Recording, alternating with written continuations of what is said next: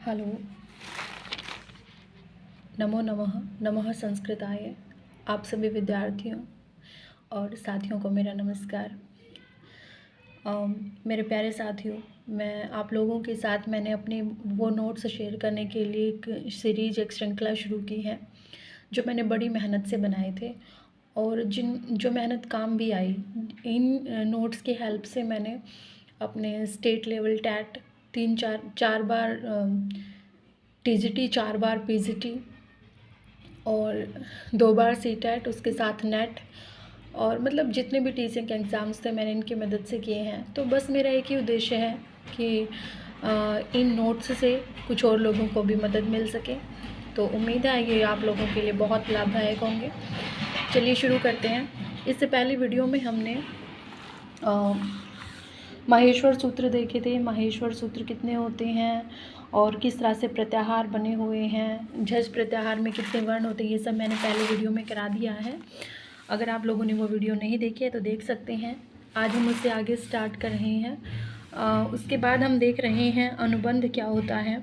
दरअसल हमारी ये जो सीरीज चली हुई है पिछली वीडियो में, और इसमें हम महर्षि पाणिनि द्वारा कराई गई मुख्य पारिभाषिक शब्दावली को देख रहे हैं और सिर्फ देख नहीं रहे हैं, जहाँ पर ज़रूरत पड़ती है वहाँ पर डिटेल में एक्सप्लेनेशन भी हम देख रहे हैं। जिस जिस चीज़ की ज़रूरत पड़ती है, जहाँ समझाने की ज़रूरत होती है वहाँ मैं समझा रही हूँ।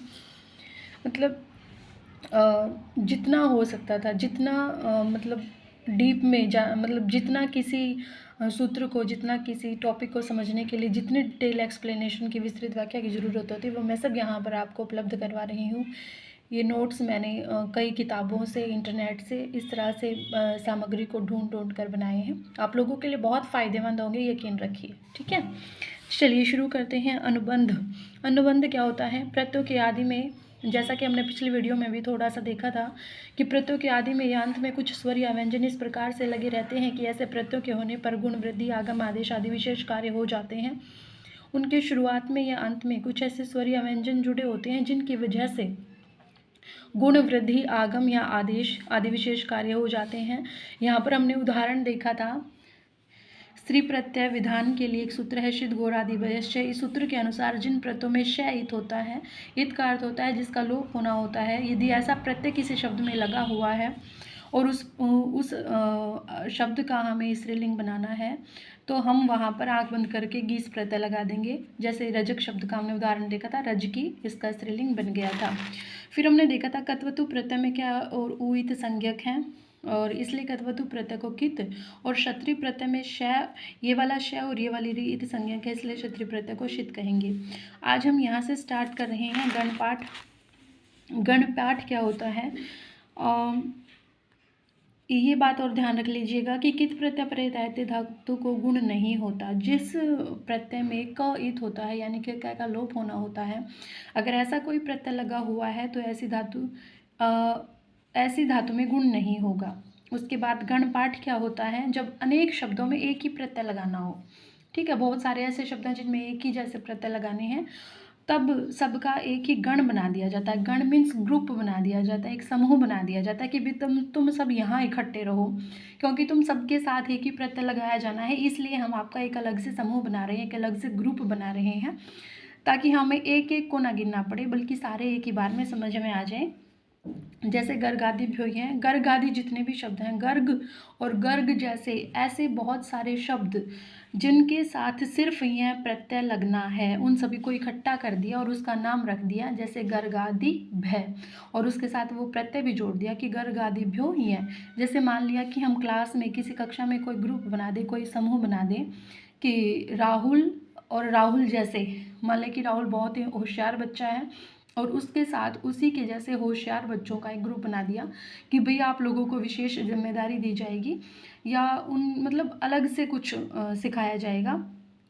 एक जैसे बच्चों का हमने ग्रुप बना दिया और उस ग्रुप का नाम रख दिया राहुल एंड फ्रेंड्स। तो राहुल एंड, आप गर्ग को राहुल समझ लो, ठीक है, तो गर्गादिभ्यो, इस प्रकार से गर्ग वालों का एक ग्रुप बन गया, एक समूह बन गया।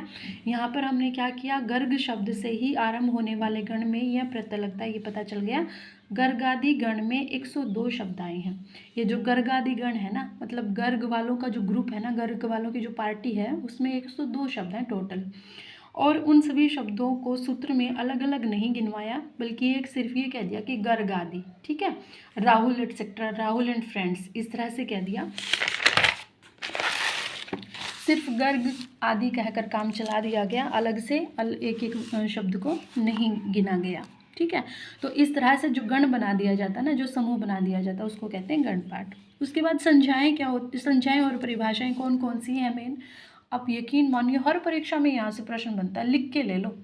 संस्कृत का कोई भी कॉम्पिटेटिव एग्जाम्स दे देना किसी भी लेवल का, यहाँ से प्रश्न आएगा ही आएगा, नहीं आए तो मुझे बता देना, पक्का आता है, हमेशा आता है।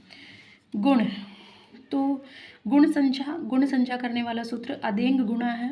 अदेंग गुणा है सूत्र से, कई बार तो पेपर में यही पूछ लिया जाता है कि गुण संख्या विधायक कौन सा सूत्र है, और ऑप्शन में कई सारे सूत्र दे दिए जाते हैं, वहाँ से हमें पहचानना होता है। और वो सूत्र आप यकीन मानिए, यहाँ तो आपको बड़ा आसान लग रहा होगा कि अदेंग गुणा से पता चल जाएगा, लेकिन वो ऑप्शन में जो सूत्र दिए हुए होते हैं ना, वो सारे ऐसे लगते हैं कि शायद इससे हो जाए, शायद इससे होगा, ठीक है। वहाँ पर हम मतलब हमें संदेह रहता है। अदेंग गुण है सूत्र, गुण संज्ञा का परिभाषा विधायक सूत्र है, गुण संज्ञा विधायक सूत्र है। और किस किस की गुण संज्ञा होती है, अ ए ओ, इनकी गुण संज्ञा होती है। उसके बाद है वृद्धि, वृद्धिरादेश, आ आई औ। देखो जो ह्रस्व थे ना, ए ए ओ, उनकी तो थी गुण संज्ञा।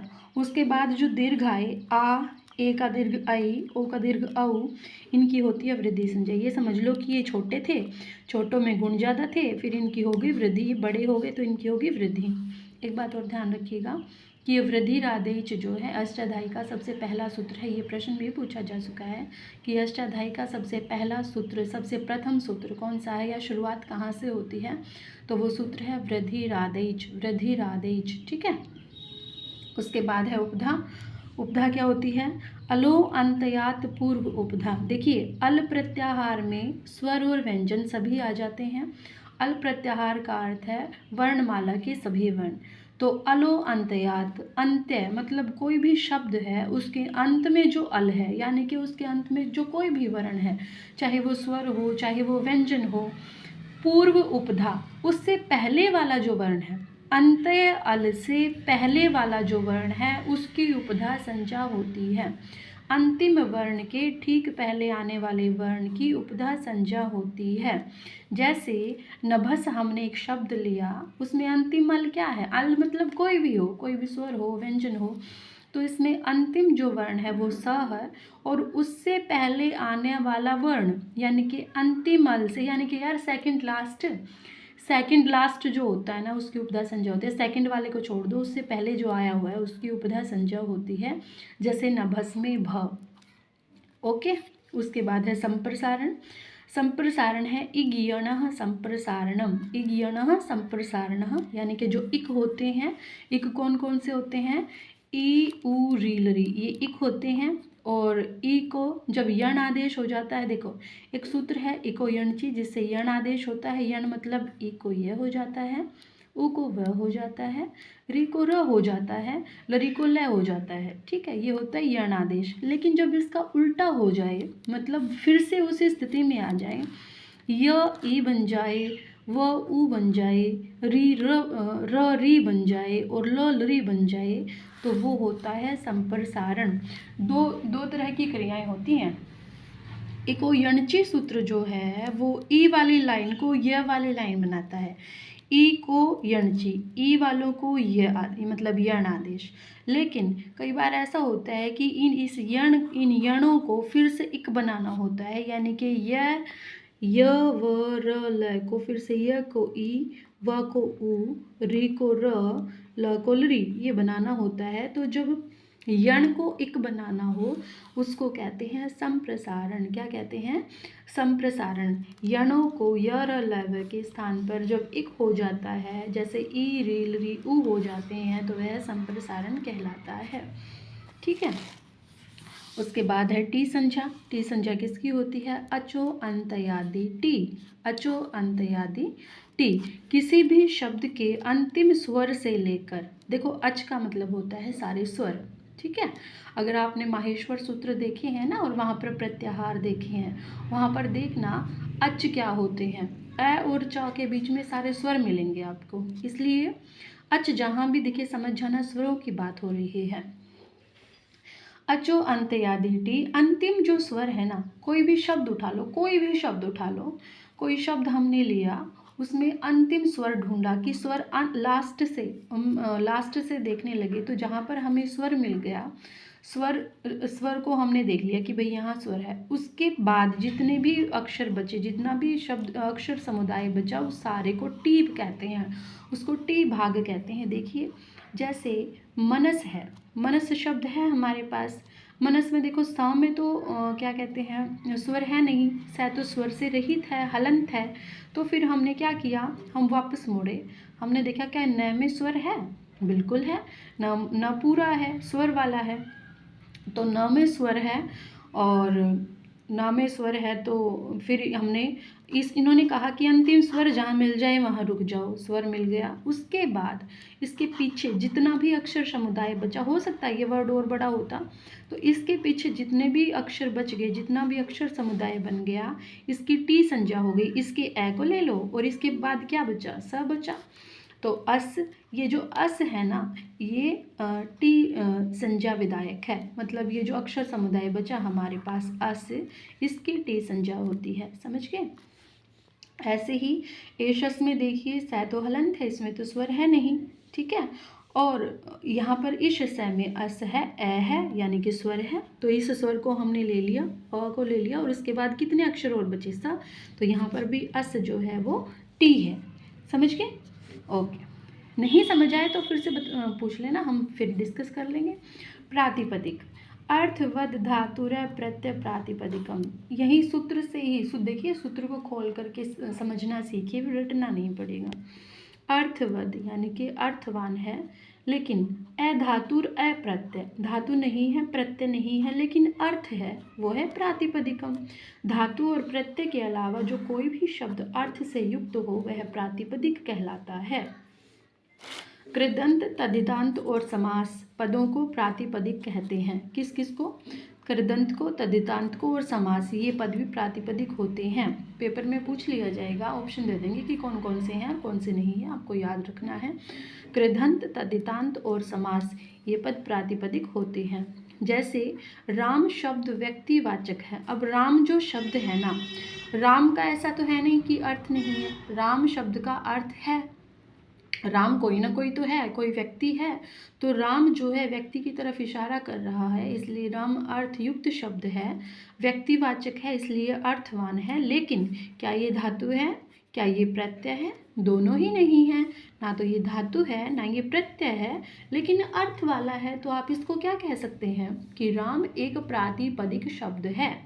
लेकिन इसी प्रकार राघव शब्द है जो रघु शब्द में अण प्रत्यय लगाकर बना है और धातु या प्रत्यय नहीं है, ना तो केवल धातु है ना केवल प्रत्यय है, लेकिन फिर भी अर्थ है, तो राघव का भी कोई ना कोई अर्थ है, इसलिए यह भी प्रातिपदिक शब्द है।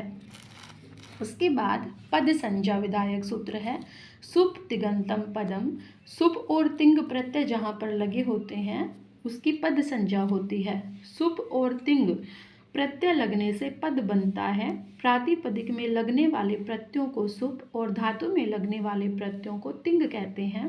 देखिए इसमें से कितने क्वेश्चन बन सकते हैं, यहाँ से देखिए प्रश्न ऐसे बन सकता है, पद संज्ञा विधायक सूत्र कौन सा है।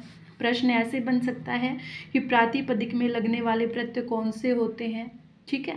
प्रश्न ये बन सकता है कि धातु में लगने वाले प्रत्यय कौन से होते हैं, ठीक है। सुप और तिंग प्रत्यय लगने से पद बनता है। प्रातिपदिक में सुप लगते हैं, धातु में तिंग लगते हैं, और जब ये दोनों लग जाते हैं तो उसको बोलते हैं हम पद, ठीक है।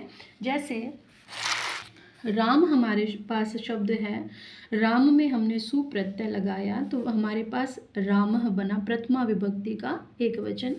तो ये राम जो है ये प्रातिपदिक है, प्रातिपदिक में प्रत्यय लग गया, राम बना, तो ये राम क्या है, ये पद है, ठीक है, पद संज्ञा है इसकी। उसके बाद पठ धातु है एक, धातु में हमने प्रत्यय लगाया तो शब्द बना पठती, लट लकार वर्तमान काल प्रथम पुरुष एक वचन, तो पठती जो है ये क्या है, पद है, ठीक है। तो जब भी सुप या तिंग प्रत्यय जहाँ पर भी लगे हों आपको ये देखना है कि क्या इसमें सुप प्रत्यय लगे हैं, क्या इसमें तिंग प्रत्यय लगे हैं। अगर लगे हुए हैं तो निसंदेह वो पद है। ठीक है। यहाँ पर कुछ और पढ़ने से पहले मैंने ये सोचा था कि हमें पता होना चाहिए, कम से कम जिसको नहीं पता, जो जानते हैं अच्छी बात है, जिसको नहीं पता उनको पता होना चाहिए कि जैसे मैं कह रही हूँ कि सुप प्रत्यय, अब कईयों को नहीं पता कि सुप प्रत्यय कौन से होते हैं। देखिए, सु आदि 21 प्रत्यय होते हैं। जो विभक्तियाँ हम पढ़ते हैं ना, कर्ता ने कर्म को प्रथमा द्वितीय तृतीय चतुर्थी पंचमी षष्ठी सप्तमी, आप सभी जानते हैं 7 विभक्तियाँ होती हैं। 7 विभक्तियों में 3 वचन होते हैं, एक वचन, द्विवचन और बहुवचन। तो यहाँ पर जो प्रत्यय लगते हैं ना, ये प्रत्यय हमें याद होने चाहिए। ये 7 विभक्तियाँ, प्रत्येक विभक्ति में 3 प्रत्यय, तो इस तरह से कुल 21 प्रत्यय हमारे पास होते हैं। सु औजस अम ओजस टाभ्याम भयस गे भ्याम भयस गसी भ्याम भयस गस ओस आम गी ओसु। आपको एक बात और बता देती हूँ, बहुत सारे मेरे मित्र जानते भी होंगे, यहाँ से भी प्रश्न बन जाते हैं कि सुप प्रत्ययों में चतुर्थी विभक्ति के एक वचन में कौन सा प्रत्यय लगता है। ऑप्शन में ये दे देंगे गसी, गस, गी, गे, कुछ भी। तो आपको ये सारे भी पता होने चाहिए, याद होने चाहिए। ठीक है।